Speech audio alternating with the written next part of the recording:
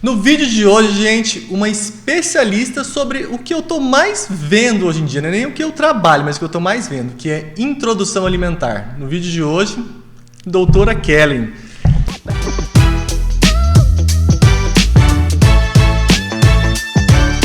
Muito obrigada, Rafa, pelo convite. É muito bom falar sobre introdução alimentar. Eu acho que é tão importante começar certo, introduzir os hábitos nas crianças, né? Para quem não sabe, gente, a Kellen é nutricionista da Didi. Então calcula, é a nutricionista que eu escolhi para minha filha. Todo mundo fala assim, mas Rafa, você é nutricionista? Para que uma nutricionista para Diana? Explica aí, Kellen. Nossa, que responsabilidade a minha, hein, Rafa? Nossa, bom, a Didi super simpática, a Didi maravilhosa, né? É importante sim, porque uma nutricionista especializada, a gente tem cursos voltados para essa área.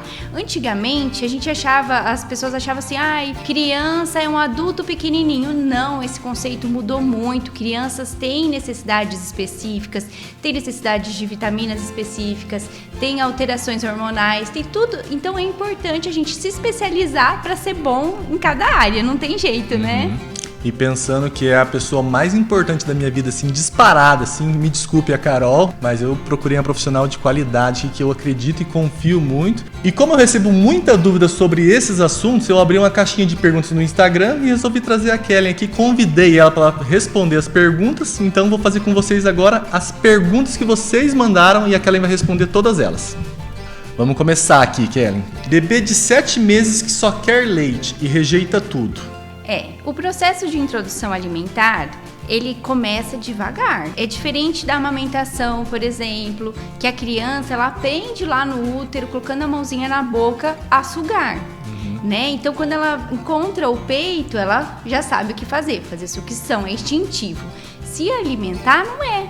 A criança tem que aprender. Então, a gente, que é os responsáveis por ela, tem que ir encaminhando ela, que é um caminho, né, Rafa? Que é um caminho longo, e inserindo os alimentos aos pouquinhos. Então, se o seu bebê está com 7 meses e ainda não come, o que a gente tem que avaliar? Tem alguma questão fisiológica que está impedindo essa criança de comer? Ou essa criança tá dentro do processo e provando ali uma colherzinha de sobremesa ou uma colherzinha de chá todos os dias, então ela tá dentro, tá inserida já no processo de alimentação. A gente antigamente até achava que a introdução alimentar ia dos 6 a 1 ano. Hoje não, a gente fala que vai até 2 anos. E já vem estudos nessa área que talvez a gente fale assim, olha, o processo de introdução alimentar da criança vai até 5 anos. Por quê? Porque a gente fala e parece assim que depois de 2 anos pode tudo, porque acabou o processo. E não, a gente continua encaminhando ela para que ela tenha uma alimentação saudável. É só você parar para pensar, gente, o tanto de alimento que existe, que a gente consome e que existe a gente também não consome, e aquele bebezinho tem que experimentar de tudo. Então a introdução alimentar nada mais que é isso, né, Kelly? Apresentar os alimentos. É apresentar sem muita expectativa, né? Porque geralmente a gente tá com a expectativa do quê? Que a criança vai lá e a gente vai fazer aquele prato bonito, cheio de alimentos, rico em nutrientes, e a criança vai comer tudo. Não, e não é assim. A gente tem que pensar que é um estômago bem pequenininho, diferente do nosso. Eu falo assim, os pais sempre acham que a criança vai comer um pratão, vai com a perspectiva do tanto que ele come. Mas não, come só um pouquinho. A gente nunca deve comparar as crianças, né? Cada um tem sua individualidade. Sim. E até emendando essa pergunta, né? Para quem não sabe, o processo de introdução alimentar ele começa aos 6 meses, né, Kelly? Isso, 6 meses, mais os sinais de prontidão que a gente fala. Que a criança ter o interesse, pegar os brinquedinhos e levar até a boca. Às vezes, quando os pais estão comendo, ela tá olhando. Então, tem o controle da cervical, que é importantíssimo para a criança não engasgar. Então, esses são alguns sinais, diminuição da protusão da língua, que é aquela linguinha que fica para fora. Então, esses são alguns sinais que, junto com os 6 meses, a gente avalia para poder liberar a criança para comer. Com esses sinais já todos à vista, assim, aparecendo esses sinais, pode sim começar antes da introdução alimentar? Não, a gente espera 6 meses porque não tem um exame que verifica quando que o intestino da criança está pronto para receber os alimentos. A gente tem uma estimativa que aos 6 meses ela tem maturidade o suficiente para fazer a digestão dos alimentos mais sólidos. Só explicando, tá, gente? Isso daqui é uma linha de trabalho, porque às vezes o seu pediatra, o seu médico liberou o seu filho, a sua filha para começar a se alimentar mais cedo. E nada mais é a sua linha de trabalho também, né, Ken? Isso, é a linha de trabalho. E a gente também tem que pensar que existe casos e casos, né? Então, se o seu pediatra liberou, é porque ele viu certas individualidades que são importantes para começar a alimentação. Perfeito. Na verdade, a sequência dessa pergunta aqui, uma pergunta que ficou muito parecida, que o bebê não come nada e só tem interesse pelo BLW. Explica o que é o BLW pro pessoal. O BLW é o desmame guiado pelo bebê, que a gente chama. É uma sigla, ela é uma sigla americana, tem estudos americanos, tem estudos ingleses sobre o BLW. Aqui no Brasil a gente tem uma adaptação dele, mas de forma simples, é o bebê pegando os alimentos e levando até a boca. O BLW, ele é muito interessante, Rafa. Por quê? Porque permite o bebezinho ele sentir a textura do alimento na mão. E o bebê, ele vai, você pode reparar, você tem uma bebezinha lá na sua casa e ela vai tateando e aí de repente ela tem interesse, ela leva na boca. Então, o primeiro sinal do bebê é tatear. Então, o BLW traz isso para a criança. Reconhecer várias texturas faz com que também a criança aceite várias texturas na boca. Quando as pessoas são leigas, as pessoas acham, tá brincando com a comida, tá fazendo isso, aquilo, mas na verdade não, tem toda uma linha de raciocínio, né, do BLW. Sim, e tem que pensar, Rafa, que para criança comer não é diferente da gente. Tem que ter a curiosidade. E a curiosidade da criança, ela desenvolve através da brincadeira, né? Então, muitas vezes lá o bebezinho, ele cata o alimento, ele amassa, ele joga no chão, ele às vezes dá pro cachorrinho, né? Porque ele tá fazendo vários testes, ele tá sanando a curiosidade dele. Então, isso é importante para lá na frente prevenir a seletividade da criança. Tô escutando isso aí, tô lembrando da Didi em todos os momentos aqui, de brincar com o cachorro. Segunda pergunta aqui, são duas perguntas, na verdade, são parecidas. Alimentos com glúten, quando introduzir? Isso sobre a janela imunológica, pode dar camarão e oleaginosas? Rafa, bom, a janela imunológica, ela vai dos 6 meses aos 9, 10 meses da criança, tá? Essa janela, os estudos mostraram que quando os alimentos eram oferecidos dentro desse período para os bebês, diminuiriam a chance dele ter alergia alimentar. Então, a maioria dos estudos são americanos e eles utilizam o ovo e a pasta de amendoim, e os outros a gente vai com base nesses estudos, tá?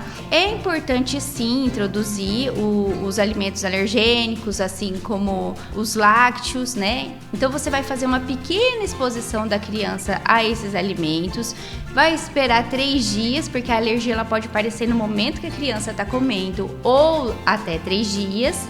E aí você expõe ela a um novo alimento alergênico. O camarão, por exemplo, eu oriento sempre oferecer na cidade de origem da pessoa, onde ela, por exemplo, se precisar correr até o hospital, ela tem um hospital perto. Eu falo, não ofereça na praia, não ofereça à noite. Porque a criança vai comer e vai dormir. Se ela tiver uma reação alérgica, você vai conseguir ver só no outro dia. Então é importante que as pessoas fiquem atentas a isso. Pode oferecer o camarão? Pode, mas vai oferecer em pouca quantidade e do jeito que eu expliquei. Não precisa entrar de forma frequente na alimentação da criança. Assim como as oleaginosas. Lembrar que a oleaginosa, por exemplo, ela tem alto índice de engasgo. Então você não vai oferecer uma inteira. Você vai oferecer ela raladinha, ou vai oferecer numa pasta, que nem a gente fala da pasta de amendoim. Mas você não vai oferecer qualquer pasta de amendoim, você vai oferecer uma pasta com selo ABICAB, para que tenha segurança para oferecer para a criança. Sim. Se você pegar, por exemplo, uma família que não tem o costume de comer camarão, você acha que essa família também precisa apresentar o camarão para o filho? Não. Em alguns casos de alergia também, que os pais têm alergia, não. Histórico de alergia. É isso, eu não vejo necessidade de expor a um risco que a alergia ao camarão, na verdade, ela pode aparecer em qualquer fase da vida. Então, pensando nisso, a gente expõe, mas não fica assim oferecendo com frequência para a criança. Já o glúten, eu acho que tem que experimentar, né? Porque tem uma gama muito maior de alimentos que contém glúten. Ou você acha que também tem essa flexibilidade? Eu acho que a gente deve oferecer o glúten só para fazer exposição para a criança. Mas ele não deve entrar de forma frequente. Por quê? O que tem glúten? Pão, macarrão. a criança, quando ela provar, ela vai adorar. Eu não tenho nenhuma criança no consultório que odeia macarrão, né? Pode ser que alguém tenha aí uma criança que odeia, mas é uma minoria, né? Então, a gente vai deixar para oferecer esses alimentos, oferece, expõe a criança. Essa exposição é 2 a 3 vezes, não precisa ser esses 3 dias seguidos, porque antigamente falava-se muito, deu ovo, vai dar 3 dias seguidos para saber se tem alergia. Não precisa ser feito isso, mas a gente vai expor essa criança e depois não vai oferecer mais. Aí, com 1 ano, a gente pode entrar na alimentação dela, por exemplo, como aveia, o macarrão. E aí sim, porque nesse primeiro momento, Rafa, é importante a gente oferecer os legumes, as frutas, as folhas. As folhas, todo mundo fica com dúvida. Sim, as folhas têm que ser oferecido para a criança ter um hábito. Então tem uma gama aí, como você mesmo disse, uma gama grande de alimentos para ser oferecidos antes de ficar dando com frequência apenas um. Sim. Próxima pergunta. Carnes, pode oferecer bovina e suína? Pode inclusive oferecer peixe. Eu vou até tentar traduzir aqui. A pessoa deve ter perguntado isso porque ela acha que só pode oferecer, por exemplo, frango pro filho dela, né? Não tem nenhuma contraindicação. A carne vermelha é fonte de ferro, né, para criança, então ela é importantíssima. A gente até tem estudos falando da deficiência de ferro nessa primeira infância.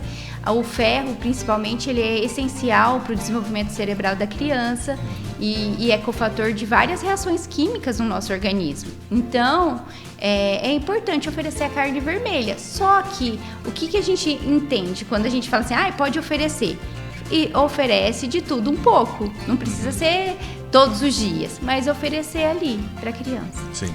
Vamos lá, gente. A próxima pergunta aqui, horário de alimentação tem que ser sempre o mesmo? Eu escuto bastante essa pergunta também, hein? Não, né? Eu falo assim, a criança, ela entende a rotina do dia dela.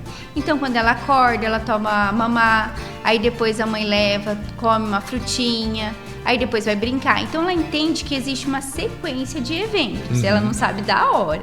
Então, o que eu falo para as famílias? Olha, faça a sequência de eventos, mas não precisa ter horário meio-dia. A família tem que estar em casa para comer, senão o bebê não vai receber os nutrientes.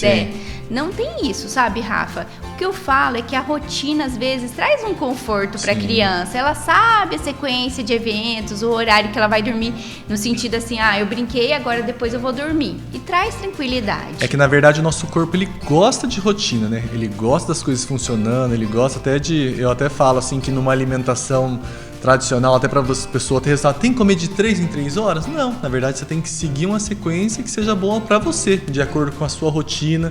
Que nem tem gente que fala assim, não pode comer à noite, por exemplo, que engorda. Gente, se isso daí fosse verdade, e quem trabalha à noite, né? Ia ter que ficar em jejum, trabalhando a noite toda. Então não tem muito essa relação. Beleza, próxima pergunta aqui, O que dar para o meu bebê de 11 meses com anemia? O ferro que a gente falou, né? A anemia, a gente tem 2 questões. A deficiência de ferro e a anemia. A deficiência de ferro seria o primeiro estágio para depois a evolução de uma anemia. Então, na criança, eu já expliquei a importância, né, do ferro para o desenvolvimento dela. Os alimentos, se há uma anemia, existe uma deficiência. Então, não adianta só alimentação. A alimentação é prevenção. Nesse caso, precisa haver uma suplementação de ferro para que essa criança ela saia desse quadro de anemia. Tá? Alimentos fontes de ferro são a carne vermelha, que é o mais rico, o fígado, alimentos verde escura, folhas verde escuras, né, na verdade, que aí precisa da fruta, que tem vitamina C, para ela ser absorvida. Então, por exemplo, comeu lá uma couve, é bom associar uma laranja depois. Sim. Então, para ter absorção desse ferro. Mas sempre lembrando que quando existe uma deficiência, a gente não repõe só com a alimentação, precisa de suplementação desse ferro. Sim, não é só comer o feijãozinho, comer a carne que vai resolver esse problema, porque a anemia é sério, é um problema, pode levar à inapetência, a criança para de comer, né? e atrapalha o desenvolvimento dela também. Então, pode falar. Então, pensando nisso, é importante que ela procure ou pediatra ou uma nutricionista para que faça a suplementação adequada do bebê dela. E a fonte animal também é uma fonte muito mais rica em ferro, né? Dos alimentos de fonte animal, né? Sim, é o ferro que a gente fala que ele é mais... Biodisponível, essa é a palavra. Então, por quê? Para a fonte vegetal, a gente vai precisar da associação com a vitamina C da fruta. Legal. Próxima pergunta. Quantidade de alimento para dar para o bebê, qual a quantidade ideal para o início? Não tem, né? Quantidade ideal. Não tem, porque imagina, um adulto, você trabalha com adulto, você fala assim, você vai comer 3 colheres de sopa para emagrecer. O adulto entende e ele vai respeitar essa quantidade. Agora a criança... Nem esses aí respeitam, viu? Ou não, né? Mas a criança, você não tem como mensurar, como fazer ela comer, às vezes, uma quantidade de comida. Não, a Nutri falou que tem que ser 3 colheres de sopa. E até é um problema isso, porque se eu forçar a criança a comer, eu estou desregulando o sistema de saciedade dela.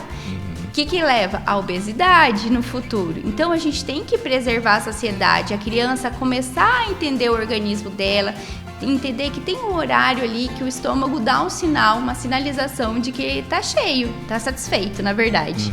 Então, pensando nisso, não tem uma quantidade. Tem crianças que comem muito, tem crianças que comem menos, varia, né? Então, pensando que a gente está na fase de apresentação de alimentos, a quantidade é o que menos importa.